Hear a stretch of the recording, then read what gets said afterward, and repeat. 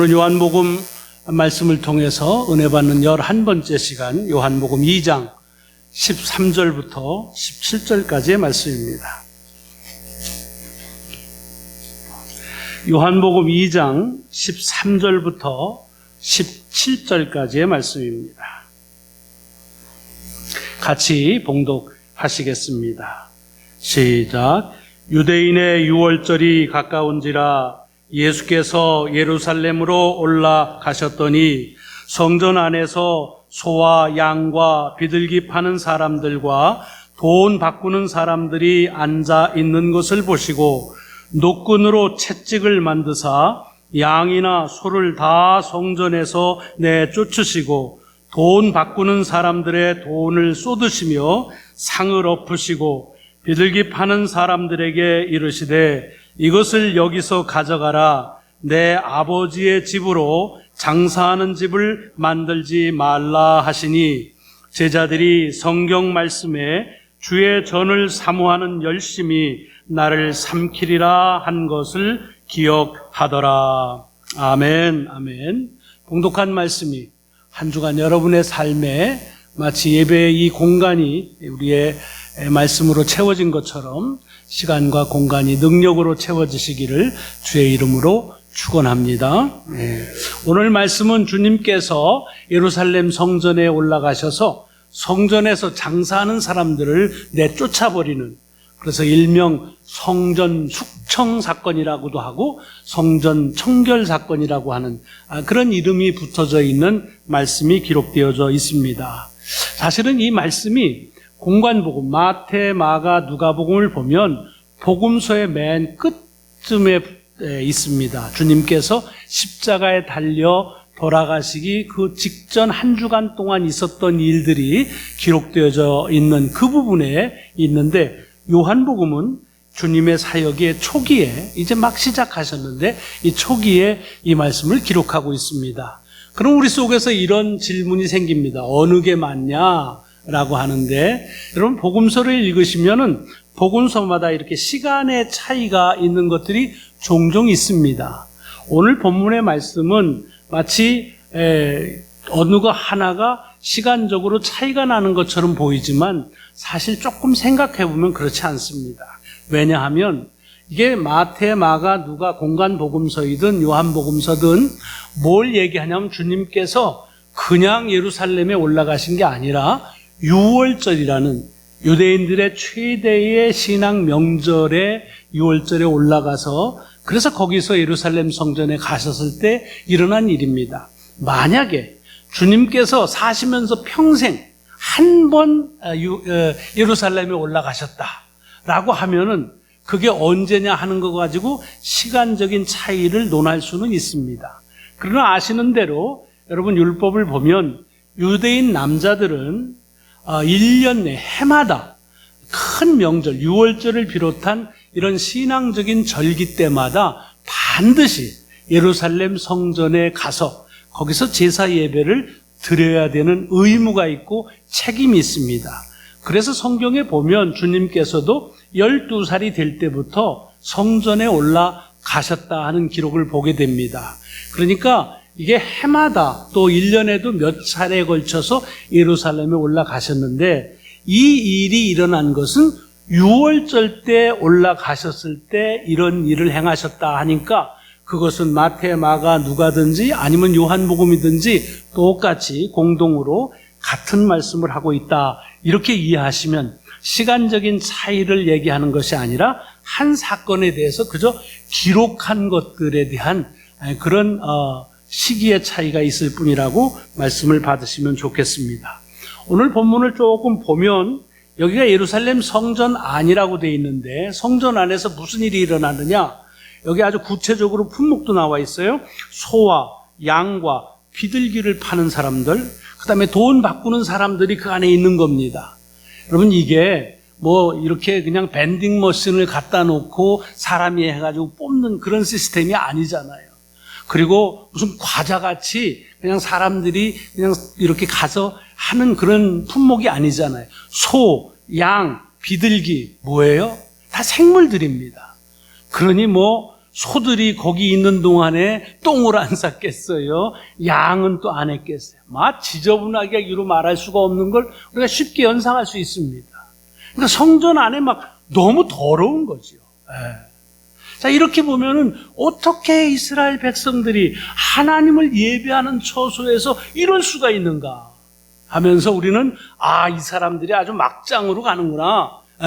이제는 아주 하나님의 예배하는 성전을 장사하는 마켓으로 바꿨구나. 그래서 그냥 짐승도 데려가 가지고 무슨 소시장처럼. 여러분 옛날에 시골에 소시장 가보셨습니까?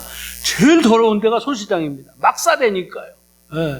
그러니까 여러분 그렇게 생각하시는데 이걸 조금 이해를 달리 하셔야 됩니다. 왜냐하면 이 이스라엘 사람들이 아무리 물론 이제 뭐 하나님의 말씀에 순종하지 않고 우상 숭배를 하곤 했습니다만은 성전에 대해서는 그렇게 생각하지 않았습니다. 그래서 이방인들이 와가지고서 한번 성전을 더럽힌 적이 있습니다. 짐승의 막 그런 변을 갖다가 발랐을 때 난리가 났었습니다.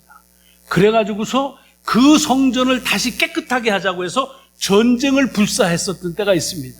그걸 기억하는 그 절기가 수전절입니다. 성전을 깨끗하게 했다는 얘기입니다. 그런데 오늘 본문에 보면 여기서 이렇게 성전에서 소 팔고 양 팔고 비둘기 팔고 뭐 사람도 환전하는 일들이 일어나는 일, 이거는 이 이스라엘 사람들이 예배를 안 드리고 이제는 아예 그냥 그로소리 마켓을 차렸다는 말이 아닙니다. 이 이야기를 이해하기 위해서는 당시에 드렸던 예배에 대해서 알 필요가 있습니다. 물론 여러분 중에는 대부분 많이 아실 겁니다. 그 당시에 이스라엘 사람들이 예루살렘 성전에서 드렸던 예배는 지금처럼 우리가 드리는 예배하고는 조금 다릅니다. 물론 예배의 핵심은 같습니다. 근데 뭐가 달랐느냐? 그때는 제물을 가지고 제사를 드리는 예배를 드렸습니다. 우리는 이렇게 제물 가지고 막 양을 잡고 소를 잡아가지고 태우고 하는 거 무식한 거로, 옛날 아주 구시대적인 발상으로, 또 율법적인 거로 하면은 안 되는 예배처럼 생각하지만 사실은 그 예배가 그렇게 하지 못할 짓을 하는 예배가 아닙니다.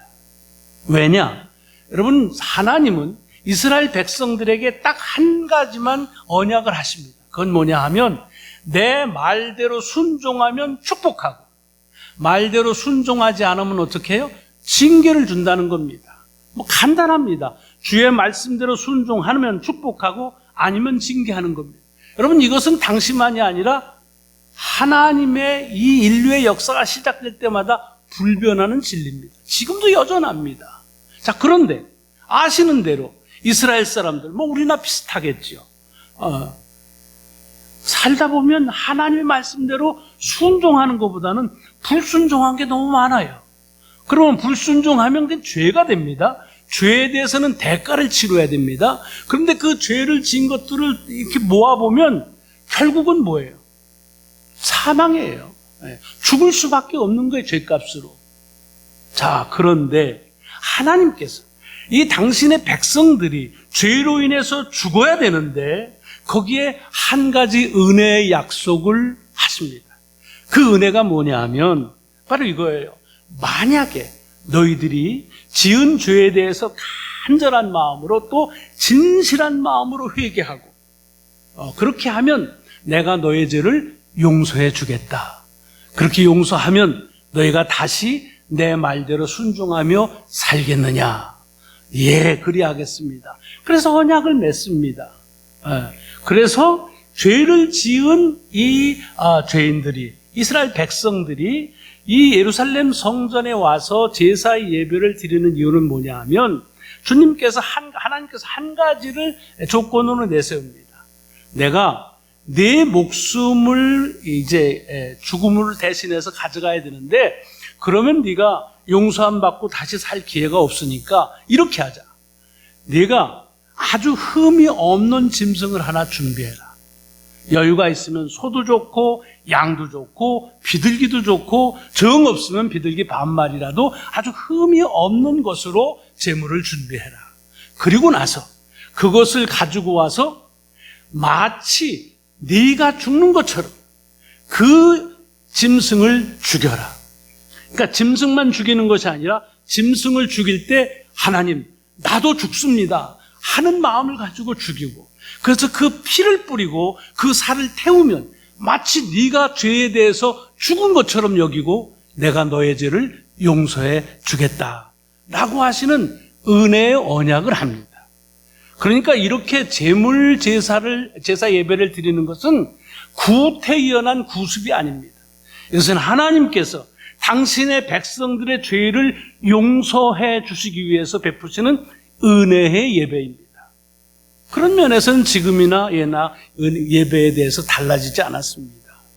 자, 그렇게 했는데 단 죄로 인해서는 흠이 많아지니까, 나를 대신하려니까 흠이 없는, 죄 없는 것들로 짐승을 희생 제물로 삼으라, 준비하라는 것입니다.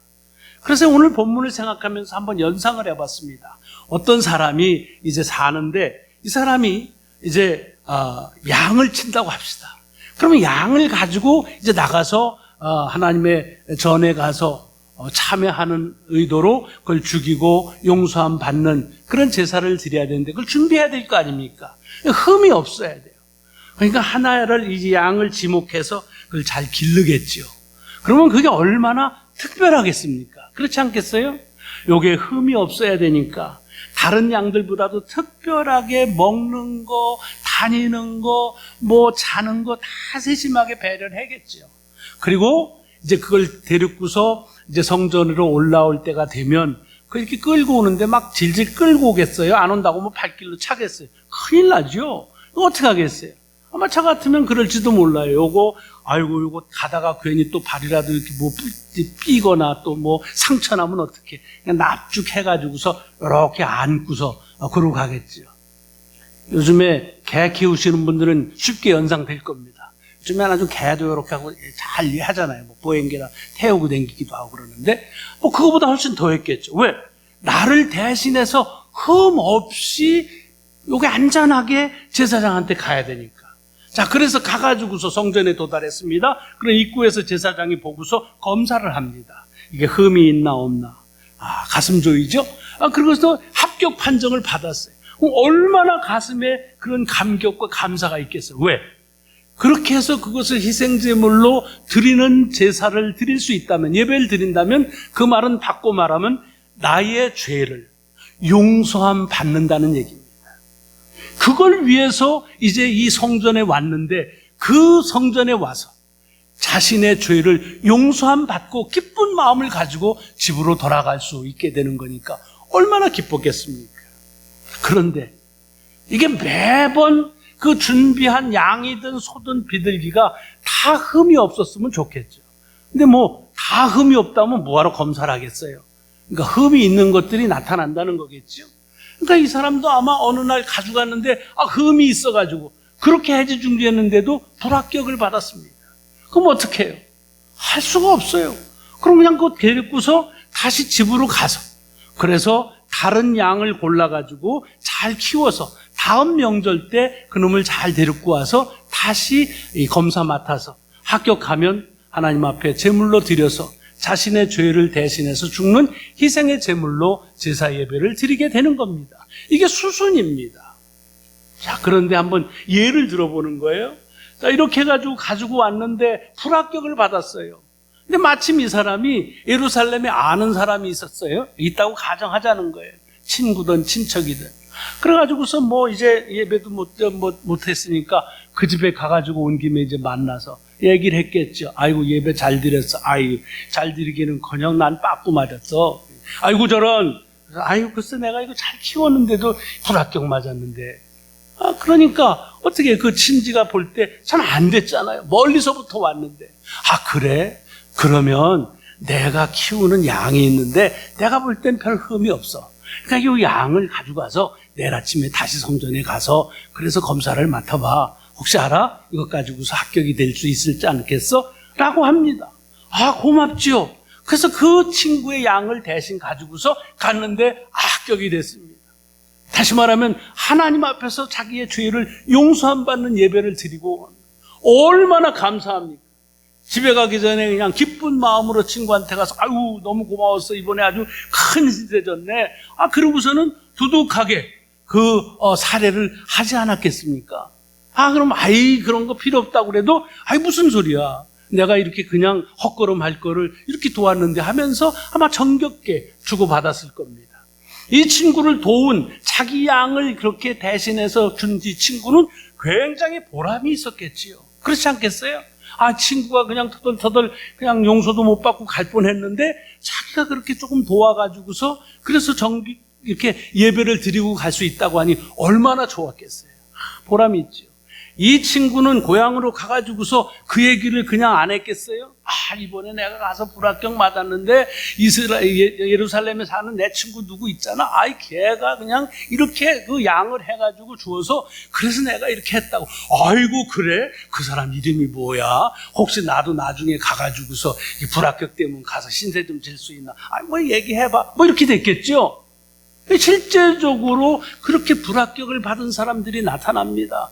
그러면 그 사람에게 가가지고 지난번에 누구 아무개 이렇게 했었다는데 혹시라도 양이 있습니까? 있긴 한데 이러고서 이제 그래서 적당한 가격을 주고 했겠지요. 보니까 이게 괜찮아요. 보람도 있고 그리고 양도 판매할 수 있고 그렇지 않겠어요? 또 정성스럽게 하니까 이게 시가보다도 더 받을 수도 있고요. 괜찮습니다. 요게요, 장사가 뭐가 된다 그러면 소문이 예나 지금이나 빨라요. 어떤 녀석이 봤더니 이게 돈벌이가 되거든요. 그러니까 그걸 하면서 한 수를 더 뜹니다. 이 친구는 가가지고 아예 검사 담당하는 제사장을 만납니다. 제사장님 이번에 이렇게 하는데 한 10마리만 불합격 시키시고 그리고 내가 준비한 거 이렇게 소개만 해주시면 이렇게 하겠습니다. 충분히 그럴 수 있는 거예요.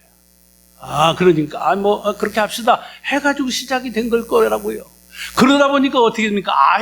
아예 나중에 가서는 성전에서 아예 공인 딜러로 인정하는 게 생기는 거예요. 이 사람한테서 구입하면 흠이 없는 소든 양이든 비둘기다 땅땅땅 아예 그냥 개런티 해주는 겁니다. 그리고는 아예 장소도 집에서 하지 말고 성전 안에 들어와서 그래서 팔도록 허락을 했겠지요. 다시 말하면 처음 시작은 좋았을 거예요. 준비한 재물을 이게 어떤 이유에서든지 합당하지 못해서 예배를 드리지 못한 이에게 예배를 드릴 수 있도록 도와주는 것에서부터 시작되었는데 이것이 하다 보니까 이것이 비즈니스가 되고 장사가 된 것입니다. 왜 이 장사가 그러면 처음부터 비롯됐는가 한번 살펴보니까 그 이유는 간단한 데 있는 거예요. 뭐냐? 여러분 뭐든지 비즈니스라는 건 사고자 하는 사람이 있어야 파는 겁니다. 그렇지 않겠어요? 근데 이 사는 마음이 어떤 마음이냐? 사실은 준비한 재물을 가지고 와서 검사 맡아서 불합격이 되면 다시 가야 됩니다. 가서 정성스럽게 다시 자기가 가지고 있는 것 중에서 짐승을 골라서 다시 성결하게 그렇게 해가지고 가지고 와서 예배를 드리면 됩니다. 근데 이게 불편해요. 시간이 많이 걸려요. 그리고 또 간다고 해도 합격할 수 있을까 하는 의구심이 생기는 거예요. 그러다 보니까 이렇게 잘 공인한 딜러가 이것만 사가지고 하면 아무 문제 없이 아예 그냥 개런티 되고 그리고 제물로 드릴 수 있다고 하니까 그게 얼마나 편리하겠어요. 그러니까 왜 성전 안에서 이런 제물로 쓸 짐승들을 팔게 되었는가? 그것은 묻고 올라가면 결국은 예배자가 하나님의 은혜, 죄를 용서함 받는다는 하나님의 은혜를 그렇게 값싸게 쉽게 편하게 그렇게 사고 그리고 그것으로 드리고 싶은 그 마음 때문에 시작됐다는 얘기입니다.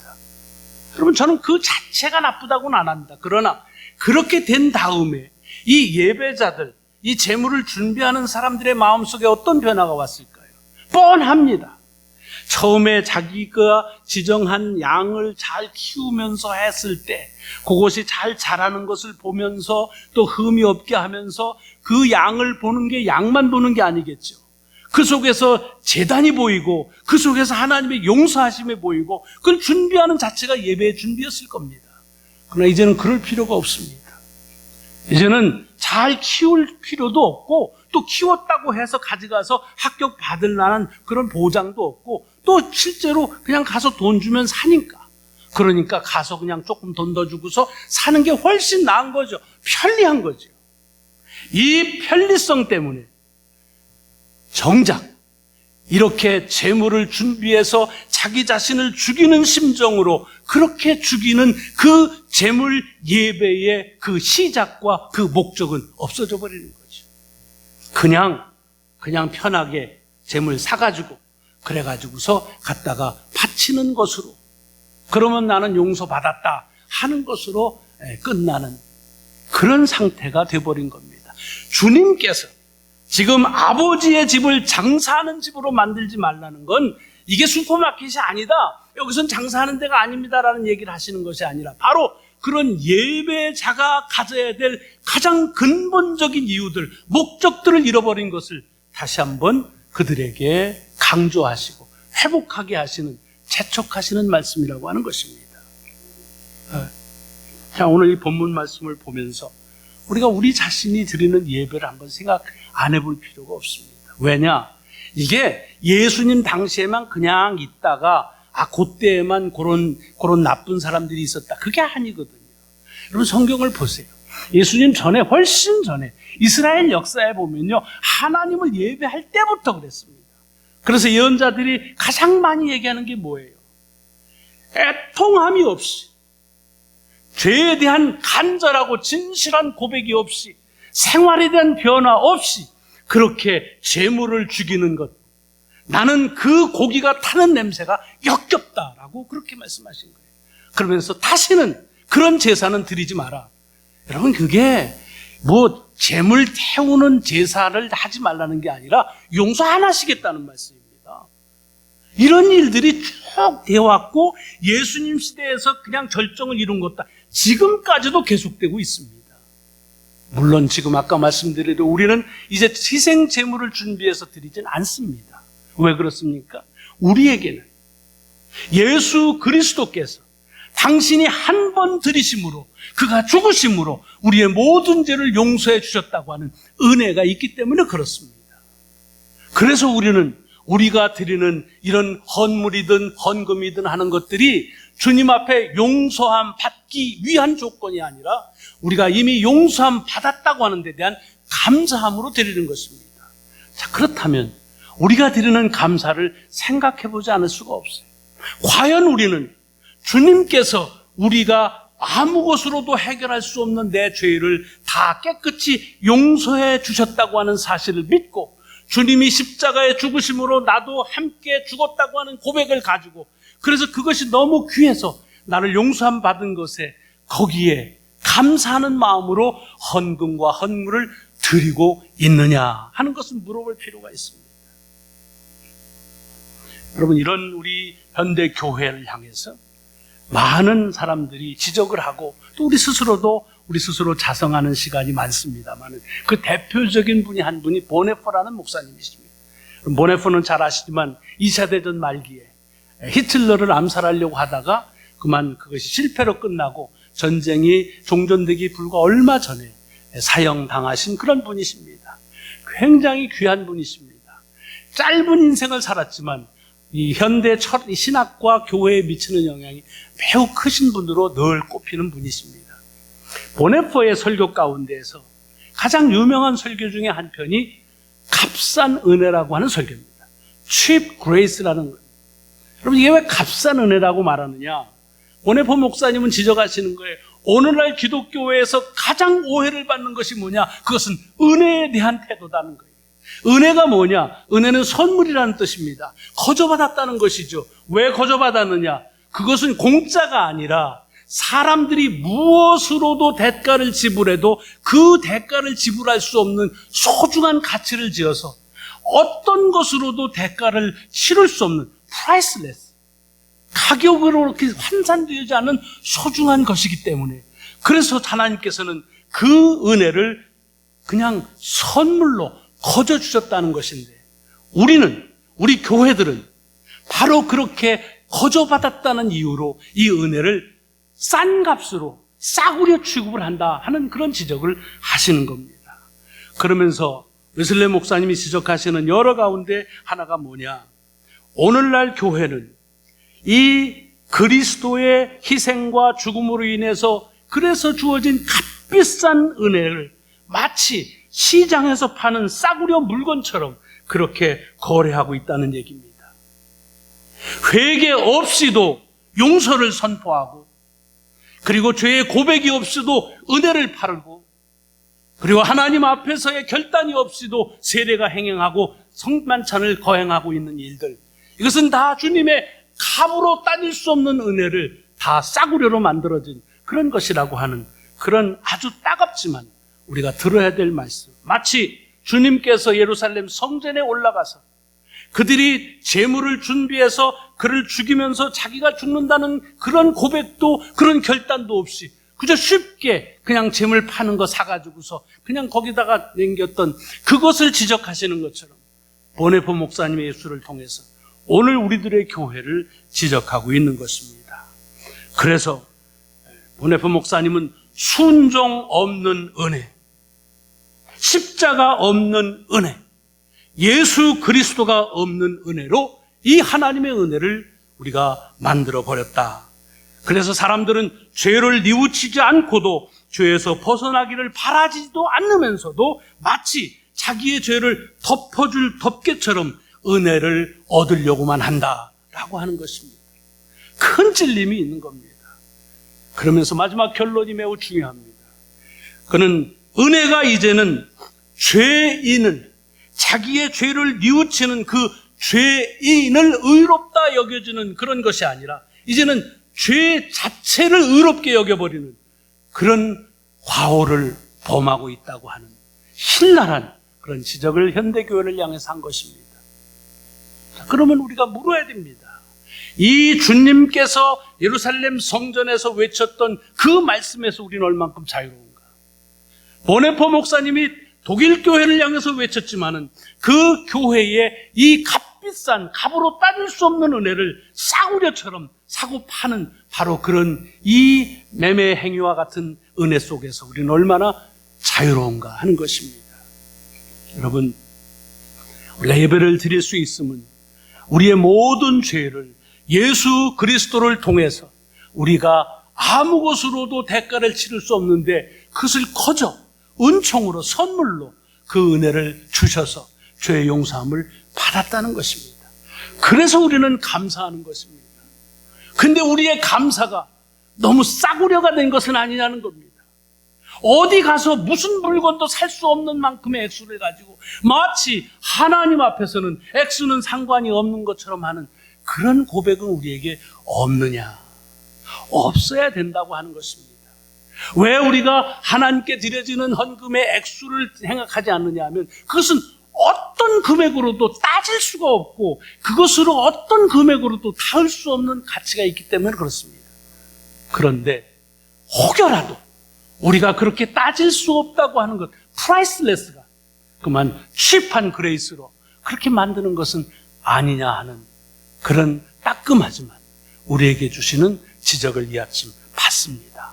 바라기는 여러분과 제가 날마다 매주마다 드리는 예배를 통해서 예수 그리스도의 보혈의 은총에 대해서 깊이 감사하고, 그리고 비록 닿을 수는 없지만 내가 하나님 앞에 드릴 수 있는 최선의 감사를 드릴 수 있는 그런 예배를 매주마다 드리는 저와 여러분이 될 수 있기를 주의 이름으로 축원합니다. 기도하시겠습니다. 하나님 감사합니다. 오늘도 주님의 은혜로 예배자로 세워주셨습니다. 우리 스스로 절대로 설 수 없는 이 자리에 저희들을 부르시어서 주님의 이름을 송축할 수 있게 하시고 주의 귀한 은혜들을 생각하고 기억하며 감사할 수 있게 하신 것, 이 자체가 얼마나 크고 귀한 은혜인지요. 주님께서 지적하신 것처럼, 보네포 목사님이 지적하신 것처럼 값으로 따질 수 없는 은총을 싸구려 취급하고 있는 저희는 아닌지 다시 한번 우리를 돌아볼 수 있게 하옵시고, 바라옵기는 우리로 하여금 우리가 드리는 어떤 금액으로도 헤아릴 수 없는 주님의 소중한 은혜를 감사하는 귀한 예배를 드리게 하여 주옵소서. 감사드리오며 우리 구주 예수 그리스도의 이름으로 기도드리옵나이다. 아멘. 아멘.